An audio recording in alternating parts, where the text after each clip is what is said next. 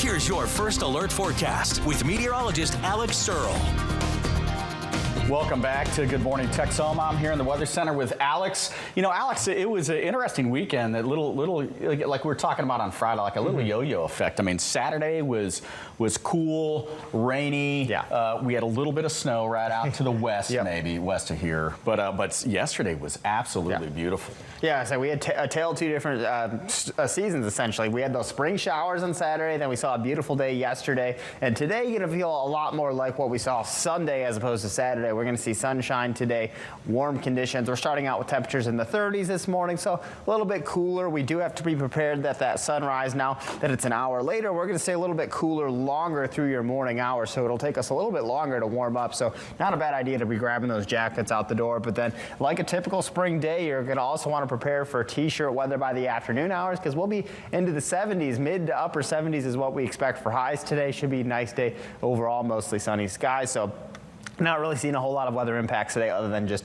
a nice day ahead. Now, I do want to look towards the future, though, because we do have a little bit of activity to watch out for this upcoming week. So we have a couple low pressures that are going to move throughout the work week. First one's going to arrive Wednesday. This low pressure in the upper atmosphere is going to bring just a little bit of that dip in the jet stream, creating just a little bit of energy, where we could see a stray shower or two on Wednesday. Not expecting a whole lot with this one on Wednesday, but that is our actually best chance for rain is Wednesday, and that's about a 10% chance for rain. So that speaks to just how little rain we expect now over the next 7 days. The thing I'm keeping a closer eye on, though, is actually going to be the system that moves through Friday. This low pressure is going to create some very strong winds in the area, particularly the southern plains, which will include us, but will span all the way down into Texas as well. And these strong winds will bring some significant impacts, similar to kind of what we saw that past week, last Tuesday, when we saw those wind gusts up to about 60 miles per hour. We're going to see that once again with this system that moves through on Friday. And here's actually a look at the forecasted wind gusts. Friday afternoon, wind gusts up to 60 miles per hour